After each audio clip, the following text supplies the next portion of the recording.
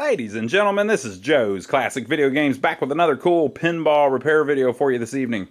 I picked up this beautiful game here locally, and we are now going to fix it. This is a Bally Safari pinball machine. It has an excellent back glass on it, and a really cool looking layout on the playfield. I think I'm going to love this one.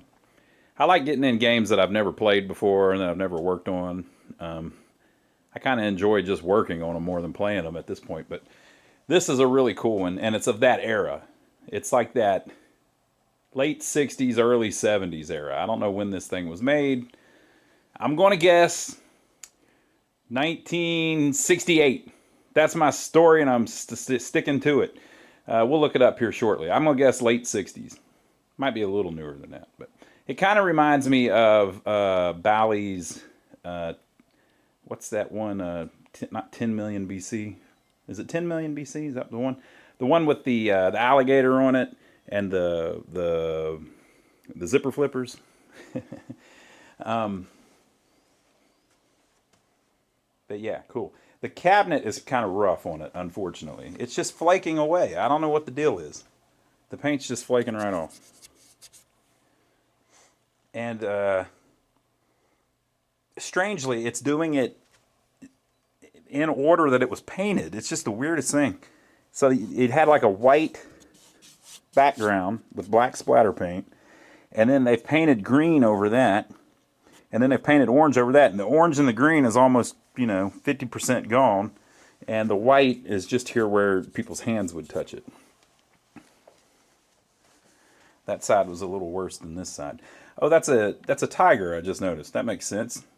I saw a thing, tigers actually look green to deer. Did you know that? If a deer sees a tiger, all it sees is green. It doesn't see orange.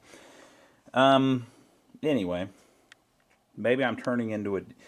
Nah, we'll talk about that some other time. So, the cabinet's in kind of a little bit rough shape, but the playfield, look at this sucker. There's a freaking pop bumper between the flippers. Now, some of you are going to hate it because the flippers are not in the traditional spot. It's got two out lanes, no in lanes. It's got in lanes on the freaking, if it gets past the flipper.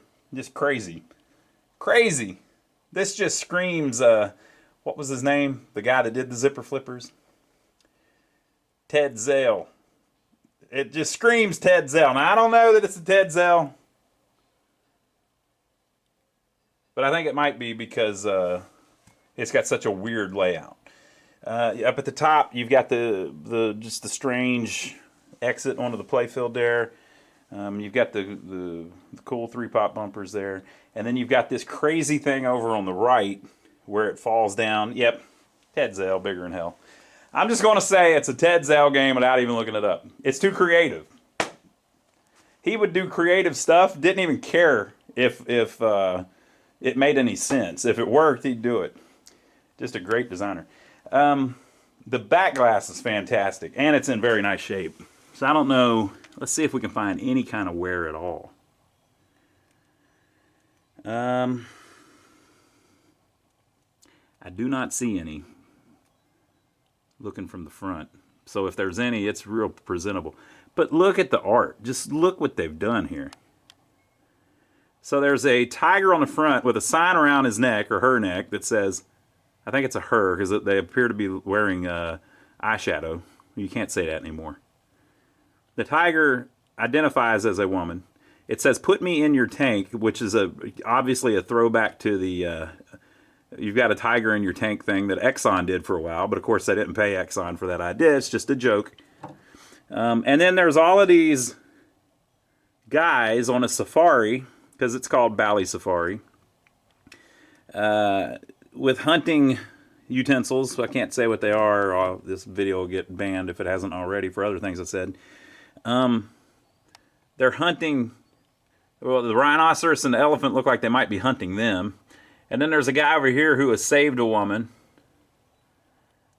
or whatever. There's a few of them back in the Jeep. There's a guy down here who has picked up a woman wearing a bikini and jewelry. Don't know what's going on there. And then over here they've got a leopard or something. It's just unique. but it appears to be in really nice shape. So, first thing we're going to do, we're going to look up and see who designed it. So look at this. Project date was in December of '66, but they didn't make it till May of '68. Why is that? Because that's how long it took for Ted Zale to convince them to make it. You can tell who designed it just by how the playfield's laid out. It's so crazy that it had to be him. Wow. If you haven't seen, I've done a video before where we went through a whole bunch of his games. I'll put it at the end of this video just so you can see it. Okay, well, cool. Now we know what we're dealing with. We're dealing with a whole lot of creativity and fun. That's what we're dealing with. So I'm going to go ahead and put it together, put it up on his feet, and we'll take it from there. All right, so I've put it together. I think we might do like a hybrid repaint on this. We might not repaint the base coat since it's mostly still there, although it is kind of flaking. Maybe we'll repaint the green and the orange and then clear the whole thing so it doesn't fall apart anymore. What do you think about that? I think that could work. This is, the more I look at it, the more I like it. First of all, it's the one with the frame. If you haven't seen those, this has a frame around it that comes off in one piece with the glass in it. Just a weird way Bally was doing it at the time. So that's one. I was reading on the Internet Pinball database when we were looking up to see who made it, and they were saying that this is a dead bumper, and it appears that it is. They have a picture of one with an actual pop bumper on it. The difference is a pop bumper throws the ball. A dead bumper, you just hit it and get points, right? So it could be used as a center post, so the ball hit it and bounce off onto the flipper, right? Now, if it's a pop bumper, of course, it would kick it back up the playfield. So there's a picture on the Internet Pinball database where they have modified that and made it a pop bumper, and they were trying to figure out if that's from the factory or not. This one appears to just have a dead bumper. That's one. Another thing is, I didn't notice before, but it has a super score. So there is a yellow super score reel on the back glass on each side. Crazy.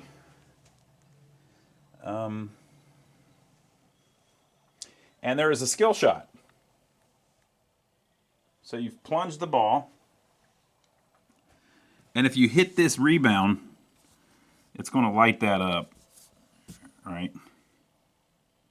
Now, I don't know if it's designed that only happens at the beginning, the first shot, or not. Maybe we'll look at the schematics and see if that appears to be true. That's certainly interesting. And here's the shot over there that I was talking about that's so unique. The ball goes up in there and can't really go anywhere, and then falls back down through here, but there is a gate in the middle. So I guess normally it's going to come out that top gate. And when you hit that switch, it says opens the free ball gate, which I suppose is this one, to save it from this right out lane. It says when Tiger is lit, super score advances. When Trail is lit, super score advances. So as you build these up, it's going to give you more of your super score in the back. I don't know what the super score is for. This says, what in the world's going on here? This says super score 6, 50 points. Super score 8, 50 points. Super score 9, 50 points. I don't know what that means. So we'll try to look that up. And then you have these little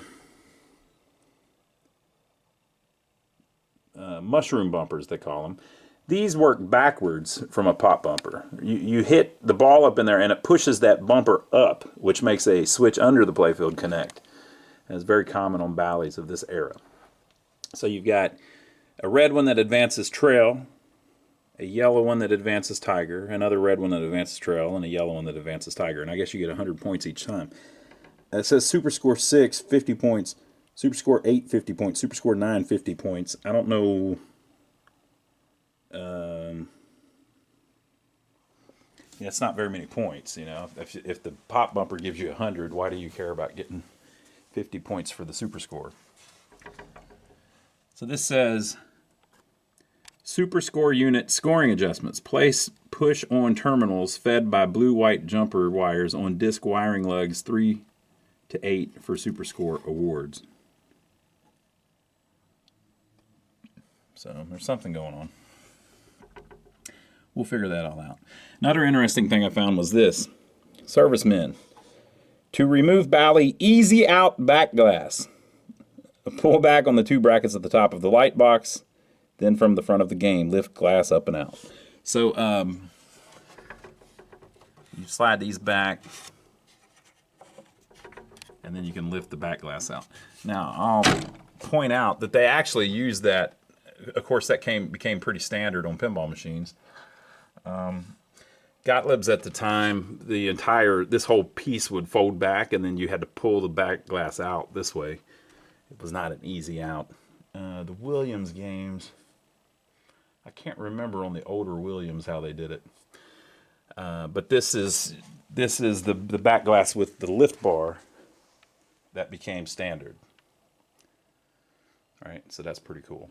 They also made these apparently in plastic and glass. This is definitely glass. Very cool. Everything looks pretty clean back here, and it does have the back door. Oh, you know what? I think on the back door it tells you about some of the adjustments.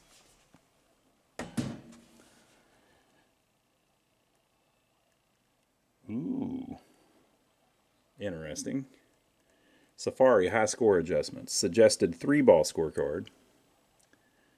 Suggested 5-ball scorecard. And then suggested 7-ball scorecard. What in the world is that? 7-ball game. So we'll see if you can play 7 balls on this game or not. If you can, of course we will. Very interesting. So this is the player up unit, which we might be able to tell from if it'll work. All right, so I just hit this, and I guess that resets it. So maybe that's position 1. Now it's a 2-player game. So let's just see how many it will go. So position 1, 2, 3, 4, 5, 6, 7, 8, 9, 10, 11, 12, 13, 14, 15. 15 positions. That sure sounds like 7 balls. So it's got a game over position or a home position, and then ball 1, ball 1, ball 2, ball 2. I won't make you dizzy, but 7 balls times 2 is 14 positions. I did not know that Bally made a 7-ball pinball machine. I'm not surprised. I wonder if it had anything to do with like an add-a-ball setup. And I am not surprised that Ted Zale had something to do with it. Okay, so when I picked this up, I did not have the keys. So we're going to have to get into this thing and then figure it out from there. So I'll get a drill bit and we'll... But you know what? I'm going to get my watch dirty. I better take my watch off. No, I'm not going to fix it. Wait till I get my watch off. Got the door open. Okay, I want to show you something neat about this, if I can do it with one hand. This era of Bally, not only were they doing the back glass like we were talking about, but they had a frame on the glass on top of the playfield for whatever reason. It's just a strange setup where the glass is on a frame. Now, previous to this, the glass worked the way that it works now. So I don't know why they did that. And you would think that it would cost more money, you know. But the side rails and everything come off. And the glass is in a frame. So you can hold it up with this little metal bar if you just need to get in there for a second. Or if you just pull on it, you can pull the whole thing off the machine. So... yeah. I'm going to look at old Bally's just to make sure that the old ones, that they didn't always have that. I don't know why they went through all the trouble to make that. I think the current system with the glass that slides out predated this system, so I don't know why they were trying to reinvent the wheel. Yeah, so this Safari is from 68. This is a hayride, Bally hayride from 64, and it just has the traditional setup like they did later. So they went from the original style with the same size glass to that glass frame for whatever reason, which would have cost more. And then after a year or two, went back to the original style. So that's just a strange little time in pinball history. But that's what we got. So the first game that was designed with it appears to be 1967's Wiggler. There was one before it, but this is the first one where all of them had it. It says, the Wiggler includes all newest Bally refinements, lift up top glass frame, ensuring quick, easy maintenance access to the vacuum-packed, clean playfield. Huh. Lift up top glass frame, ensuring quick, easy maintenance access to the vacuum-packed, clean playfield. What the hell does that mean? So maybe they thought that kept the playfield more clean? I don't know. Quick, easy maintenance access. Oh, I kind of get it. That kind of makes a little bit of sense. I guess they're saying typically if you had to slide the glass out, you can slide it out a little bit and get to the stuff at the top. But if you need to mess around with something down here, you can't get to it.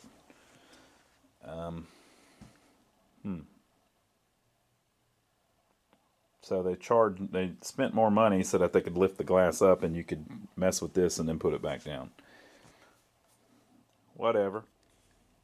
So here's the playfield lifted up, and now it has pivots back there that hook on for the playfield, or you can pick the playfield up and move it forward to lean it here and lean it back on the back box.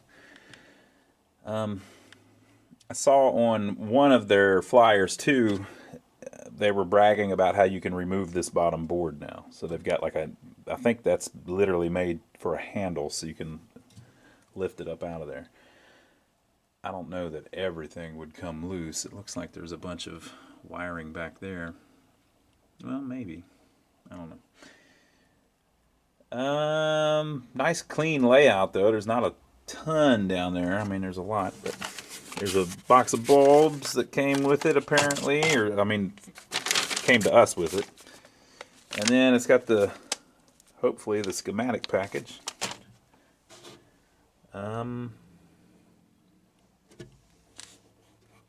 So there is a power or a flipper wire that goes under the board, and then the knocker here can be unplugged. The coin door can be unplugged, and the tilt and this wiring can be unplugged. So everything would be contained there. Let's look in the back part. So the two that are plugged in still are the playfield, and then the other ones that come off here all come up to the top. So yeah, you could just lift that whole board out pretty easily actually. So that's a pretty cool design. They're usually kind of like that, but you can't completely remove it easily. But it looks like they've went out of their way to make that easy to remove the entire mechanism board. Okay, so if we're looking down here in the bottom, I don't see anything that looks obviously damaged or burned up. I don't even see like a hold coil that's all charred up looking or anything.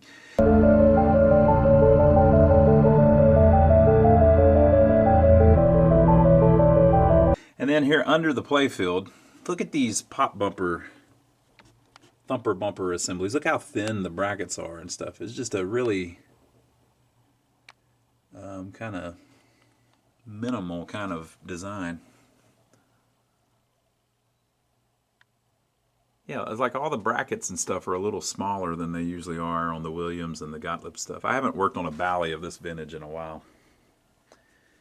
And I think the last one that I did had zipper flippers, which is a big old mechanism here in the middle because the flippers move. So yeah. like it. Okay, so I think what I'll try to do is plug everything back in, and then we'll try to turn it on and just see what kind of, see how it was presenting to the place that I got it from. So I got it at a church. It had been sitting there in their rec room area, which was this big old building for a long time, the guy said, and they basically bought the building or took over the church or whatever, and this was in there. They had no interest in it at all. There was several pool tables and a ping pong table, and they were just basically getting rid of all that stuff. They wanted to go a different direction.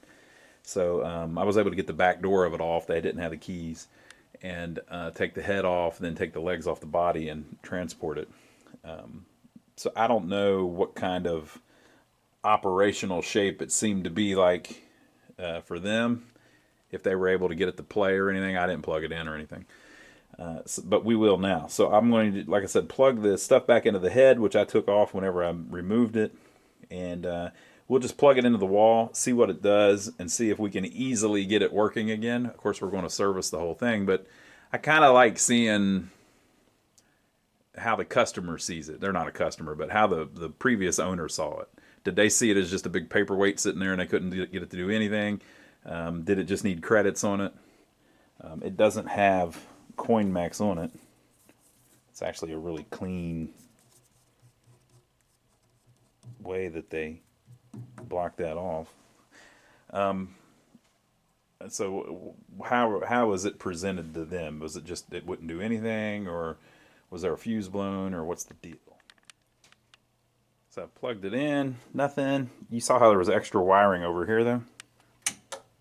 You hit the left switch and it turns on all the lights. Looks pretty good actually.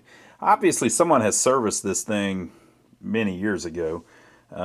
See these little, surely that's not original. I don't know why they put that in there. And I don't know what they were doing with this, but someone has been through this thing. Yeah, you know, the legs aren't supposed to be green, so somebody painted it and dolled it up a little bit. So, yeah, it came right up if you hit the button. So let's see if it'll kick the ball out. Oh, I see a clue.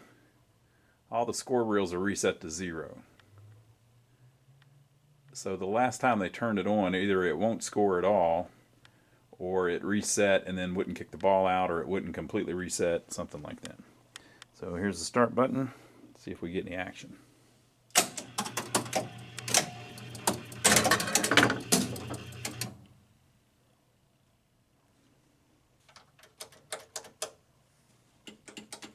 Flippers are dead. Playfield's dead.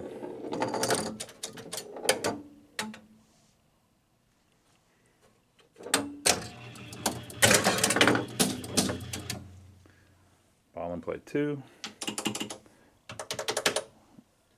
All right, so they couldn't have played it. The playfield is dead. Pop bumpers aren't doing anything. Mushroom bumpers aren't doing anything. So I just said a second ago, well, either it couldn't score or it couldn't reset. So apparently it couldn't score. So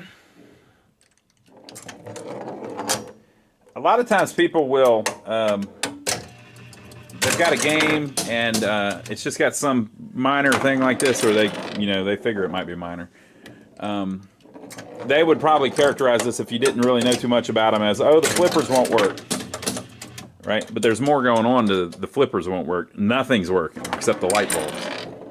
It is, everything in the back box appears to be working.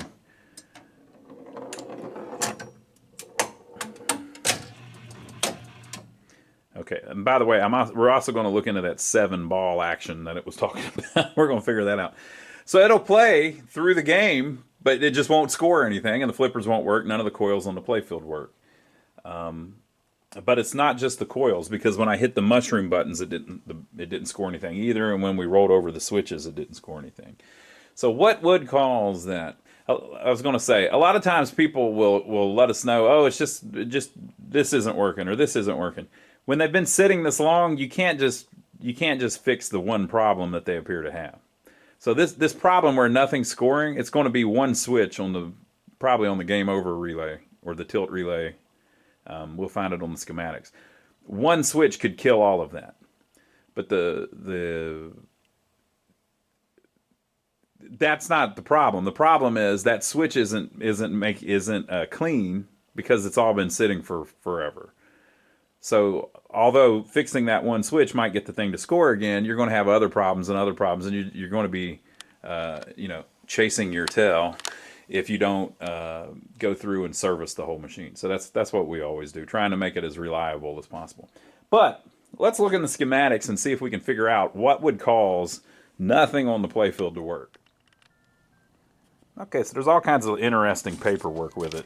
So we've got a lot of these little scorecards, and they tell you that when you get the super score to a certain place, you get one replay. So that's adjustable, which we were kind of seeing in the back. Right. And then these are the little scores that go behind it, depending on how you have the extra game set. And then we have all of these little cards. They're all 3-ball or 5-ball. I didn't find a 7-ball one, so I haven't figured that out yet. We'll get to it. I think I like this one the best, although it's a little dated for that machine. 3 balls for a player, 5 cents. So we'll put something like that in it, even though it's on free play. Okay, there is a warranty card. Warranty. Motors in new Bally products are guaranteed against defective material or poor workmanship for 6 months from date of purchase. Any defective motors returned during the warranty period will be replaced without cost by your Bally distributor. I gotta say, the motors are not the problem. You rarely get a bad motor in the machine, although this one will have one now that I've mentioned it. But you even after, what's it been, 55 years, the motor's going to be just fine. We've got this. Operator, please fill in card and return. No postage required. So it's to Bally, the engineering department, Belmont Avenue, Chicago, Illinois, 60618. Postage will be paid by addressee. No postage necessary if mailed in the United States. So what did they want to know? The name of the equipment was Safari. Serial number. Was equipment received in good condition? Yes or no? Remarks. Recommended improvements. Operator or company name, street address, city, state, zip code. So that was pretty cool. Smart way to do business. They have this that says new lift out mounting board. That's what we were just looking at. And apparently the thing kind of swings up to the front of the game so that you can work on it. And then it kind of swings back down into the cabinet. So we might mess with that at some point. That's pretty cool. This is strange. It shows you how to adjust the zipper flippers. But there's no zipper flippers on this game. So maybe at some point there was, everything in here goes to Safari. So there's no reason that should be in there. So I guess it's just a mistake at the factory, but they sent out a zipper flipper adjustment in the package. It's got a parts list. It was model number 799. Look, assembly coils, left flipper, right flipper. Doesn't say anything about the zipper flippers, so I don't know that it was ever supposed to be in there. And it's, these are the zipper flippers. One company, Bally, had zipper flippers, and Williams had adjustable flippers, or maybe I've got that backwards. They ripped each other off. All right, so there's that. Safari, game adjustments, playfield panel post adjustments. The playfield panel has posts at the bottom of the panel that can be moved at operator's discretion to increase or decrease game scoring potential. A card showing the post in the conservative position will be found in the game. Bell adjustment plug, located on the back box insert. This plug provides positions to ring the bell for 10 points, 100 points, or both 10 and 100 points. High score adjustment plug. Located on back box insert, this plug provides positions at which replays or added balls can be awarded for high scores when add-a-ball conversion kit is used. Recommended plug settings correspond to scorecards shipped with game will be found on high score adjustment chart inside the back door. Super score adjustments, located at the first and second player super score disc. Oh, that's interesting, so it's on the disc. These jumper wires with push-on type terminals provided for awarding replays, added balls, or points at super scores of 3 to 8. Scoring feature adjustment plug located on mounting board. This plug provides positions to award replays or added balls for preset high scores and to award replays, added balls, or points for preset super scores and match number. Balls per game adjustment plug located on mounting board. This plug provides positions for 7-ball, 5-ball, or 3-ball operation. We're going to at least have to try it as a 7-ball if it'll let us on this. Match feature adjustment plug located on mounting board. This plug provides positions to operate the game with it on or without match number feature. Second and third coin chute adjustment plug located on mounting board. This plug provides positions to give 2 to 6 plays per coin through the second and third coin chutes. First coin chute adjustment plug located on the alternator unit on mounting board. This plug provides positions to give 1 play per coin or 1 play per 2 coins through the first coin chute. Okay, it also has a huge double-sized page here that says score motor unit switches, and then it shows you what each switch does on the score motor. It also shows you the sequence of operation of the score motor switches. This is kind of like next level stuff to try to understand that, but basically those little black dots are where the switch activates on each cam. So if you had switch 4, a switch on cam 4, this is basically telling you that it hits on the second position as the cam is turning. Right?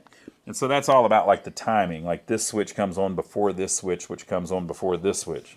And that's how they make some of the stuff work. And then we have a set of blueprints. This is what we were looking for. So this thing appears to be about 18 inches wide, something like that, and about 7 feet long.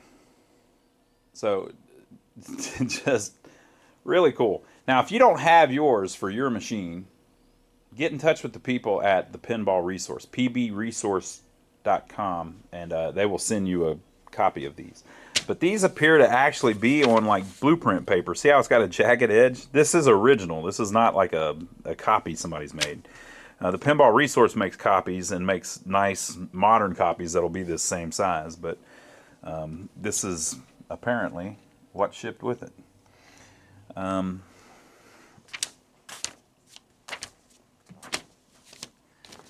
Safari, $7.99, 2-player, 3, 5, or 7-ball. Wow. Okay, so I'm going to look through and see if I see anything that pops out that would make me think that the entire playfield would stop working. And see what would be involved with that. All right, so this says the player up unit step-up solenoid, and that's been working.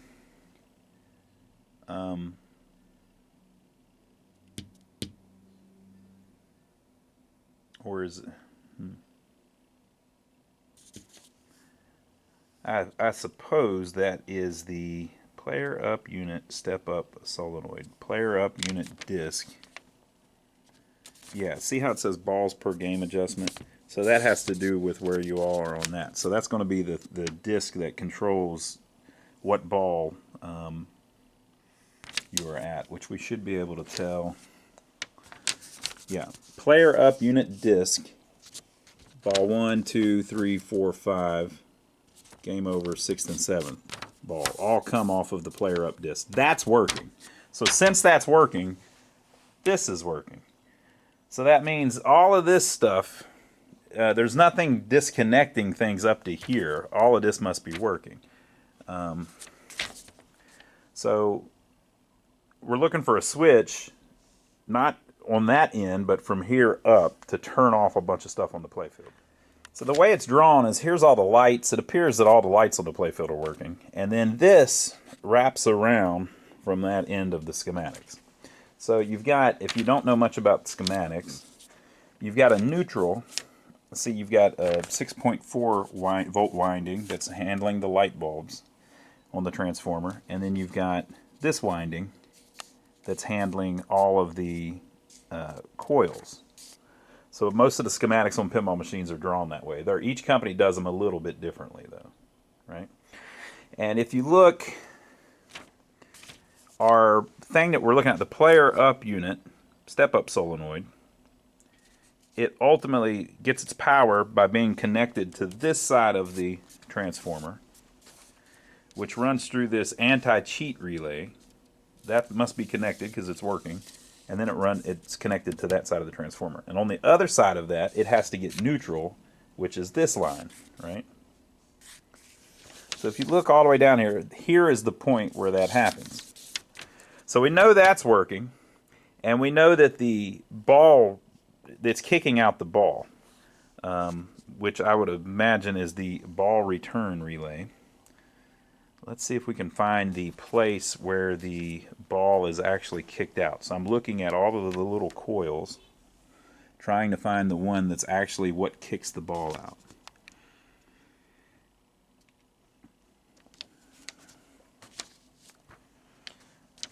Ball return relay.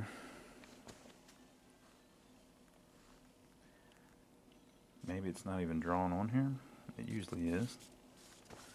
I usually do this off camera, but I figured I would just show you. Ball return kicker solenoid.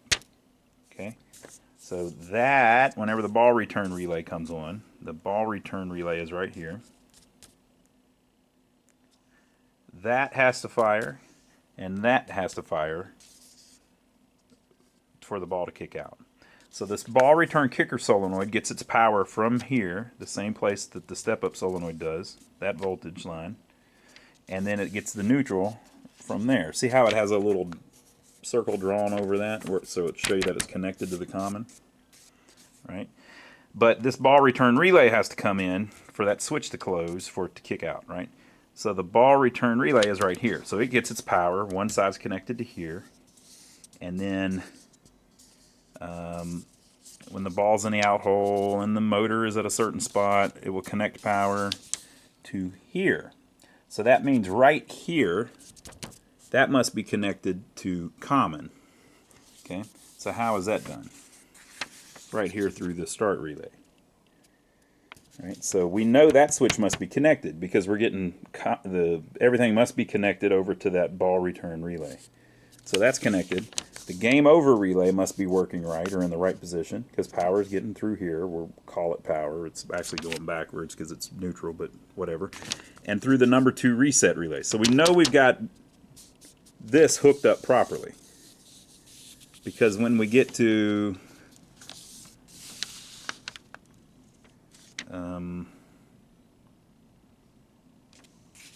here, it's connected. Okay. So if you go along, the next thing that it gets to is through the 10-point, 100-point relay, blah, blah, blah. That's how that works. Moving right along. All of this stuff should be working. The player up alternator relay, the bell solenoid. But the bell solenoid is only going to fire if like the 10-point relay fires, right? Or the 100-point relay. You saw where it said that there's an adjustment for that. So we should have all of this hooked up because it doesn't run through anything else, right? And the add-a-ball relay, etc., etc. And then we get here to a switch on the ball return relay. If that switch was dirty, it would disconnect the ability for any of this stuff to connect to that common line. Right? See how it runs through that? And then you have a hold relay here. If that relay was dirty, if that switch was not connected or the hold relay wasn't even pulled in or whatever, you would get a point where that is no longer. So we're looking for where is it broken, right? So we're going to look at here. We're going to look at the hold relay because that's what's used to make the 1-point relay work, the 100-point relay work, the 10-point relay work, the rebound relay work, the right flipper work, the left flipper work, the 50-point relay, the trail unit reset, the tiger unit reset, the tiger and trail reset relay, the trail unit step up, the tiger unit step. None of this is working. The red mushroom bumper, I think we hit the yellow one, it didn't work. The left bumper, the right thumper bumper, etc., etc., right? So all of those are connected to that voltage that comes around uninterrupted. So unless we have a wire broken or something, all of that should be fine. Now it could be a situation where the plug from the Playfield into the bottom of the game this isn't connected. However, if you think about it, it's kicking the ball out, and that solenoid is on the Playfield, so that there is voltage for the solenoids on the Playfield. There could be a situation where there's a fuse or something, but it's not drawn here as if there's a fuse on that. There are fuses down here, but it doesn't have one drawn. Here's a couple for the lamps, but it doesn't have one drawn on that line. So that line should be fine. So the problem's probably not on that side of it. It's going to be on this side of it. So if you follow this back,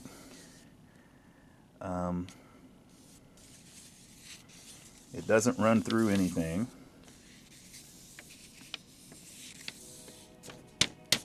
Except that hold relay. So I think we look at the switch on the hold relay or see if the hold relay is even coming on, and that's my guess. That switch is dirty. Here's where the hold relay is drawn. It's way down on this end of the schematic, so it should have power here because stuff down here has power, right? And the common is just connected, which it should be fine because stuff down here has the common connected. So it looks like the hold relay doesn't have anything to do with the lights. Usually I would think that, you know, your lights wouldn't be on if the hold relay wasn't working. But if you look at the schematic, it's not drawn in line with anything that turns on the lights. The anti-cheat relays are what turn off the lights. So if the lights are on, that doesn't mean your hold relay is working. And the hold relay, it looks like it gets power. It's connected on one side, and then the way it connects to the other side is through a resistor, a 10 watt, 15 ohm resistor. Sometimes when you've got something like this, a big strong resistor, they get real hot, and it will desolder itself. It'll get so hot and put off so much heat that the solder that connects it to whatever it's connected to melts off, and it's no longer connected. So we'll look at that. But it should have turned, the hold relay should have turned on when the start relay pulled in, when we started the game. When the ball returns, that should also turn on the hold relay. Now, why do they do that? It's because in case the thing tilts, it's probably going to kill the thing or something. I don't know. Yeah. So if the anti-cheat relay were to come on, which is basically like a tilt, this would open, which would mean the hold relay would drop out. Okay. And then whenever the ball landed in the out hole, with the lights still on, well, I guess the lights would turn off too. When the ball landed in the out hole, and the score motor started turning, when it finally kicked the ball out, I guess, you know, the anti-cheat relay would have to come back on though. Whatever, we'll figure it out. When the game started, it should have turned on the hold relay. I'm guessing that either that one switch is dirty or the hold relay isn't working at all. And I mentioned earlier, I don't see a hold relay that's all burnt up, blah, blah, blah. It's a real common thing for the hold relay on a game. Since it's on the entire time, it literally holds the power on to everything on the playfield, that it will burn itself up just because it's on constantly. And it's a direct short. It's just a wire with power running through it. So let's go find the hold relay and get a good gander at it. So this is the hold relay. It is not pulled in. We are in game over right now.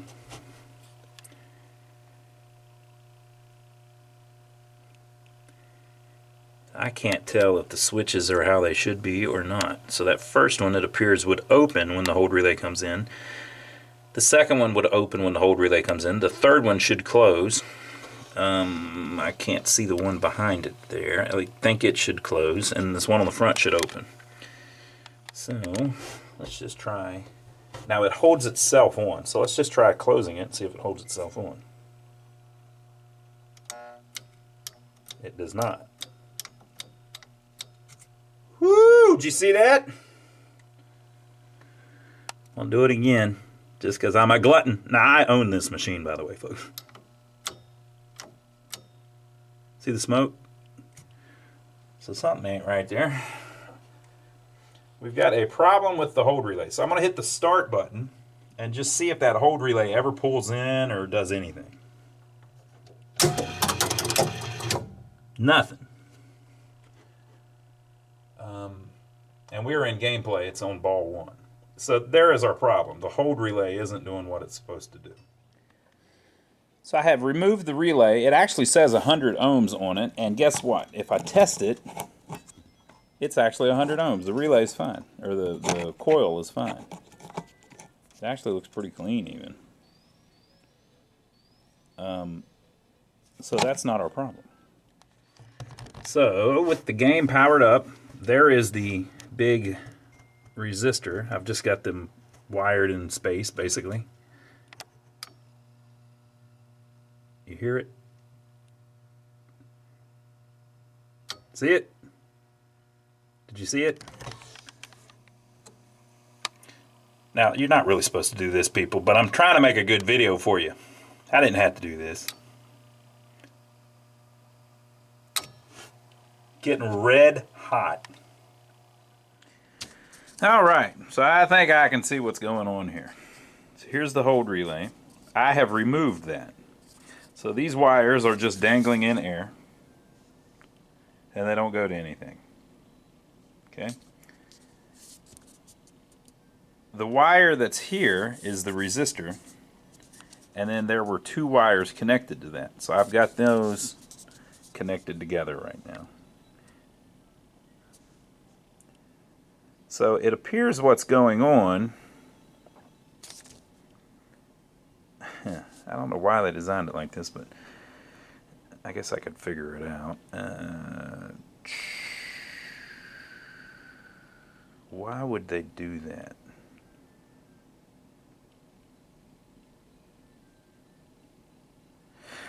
Okay, so it appears what's going on is one of these three tilts must be shorted. So when I pull in the hold relay, I'm physically pushing it in. It's connecting that switch together. And instead of pulling this in, or letting this hold in, it's sending juice. You know, it's backwards. This is the common and this is the power, but I'm just drawing it this way with my finger.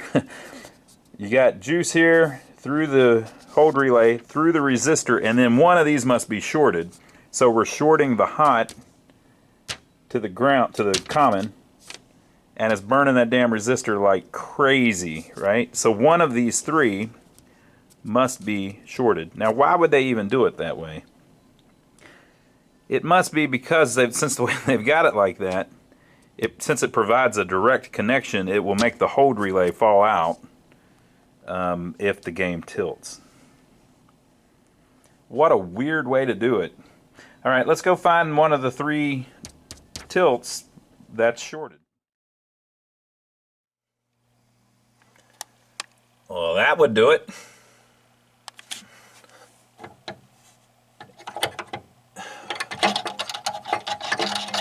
So they took it loose, that fell down, it's shorting the tilt straight across.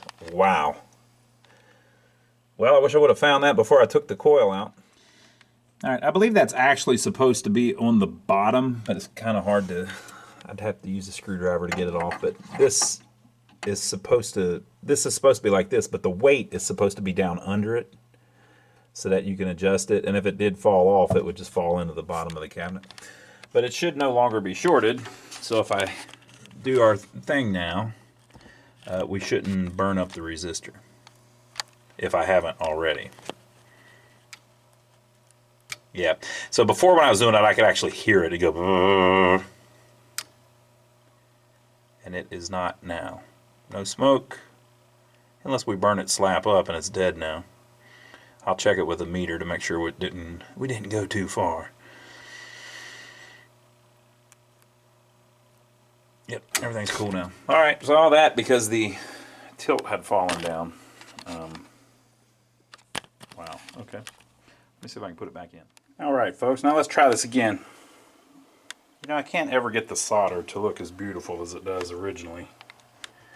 But believe me, it's well soldered on there. It's not pretty. Okay, so I'm going to hit the left flipper switch. That has turned on the lights. And now we're going to start a game, and hopefully that hold relay will come in.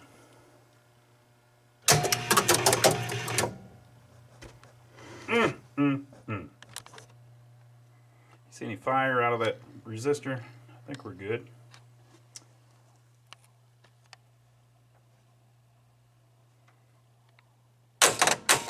That's how we do it, folks. Very cool.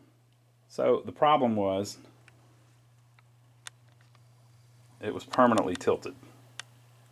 but they designed it in such a way that whenever it tilts, it shorts out the hold coil. Weird. I'm not an engineer, so I don't know if that's a bad idea or a good idea. It seems like a bad idea to me. Almost as bad as the idea when I kept showing you the resistor getting red hot. But hey, the resistor survived.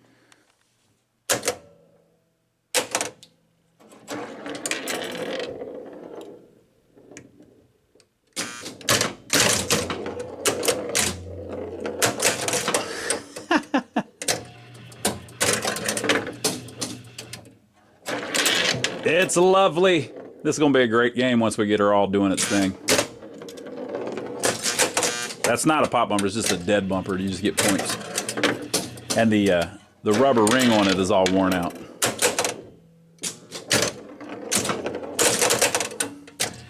Ted Zale wins again.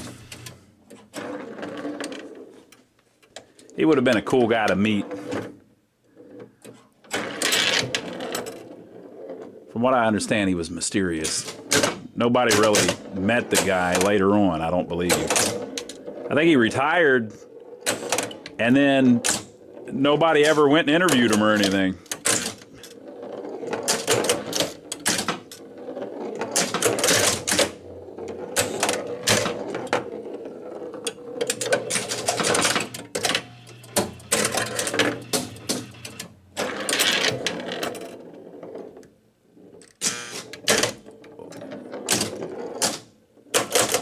All right. Okay, so we will do another video. Works when we start working through it, but basically the problem was the tilt was screwed up, which was messing up the hold. They probably moved it, and that tilt bob fell off because it's on there upside down. And that was the whole problem. So, I mean, it's obviously not working right now. I mean, the bells aren't ringing or anything, but it is playable. You know, if all you want to do is hit the balls a little bit. Okay, so if you like these weird Ted Zale designs, I'll put another one up right here. We'll see you on the next video where we'll work through this thing a little bit more.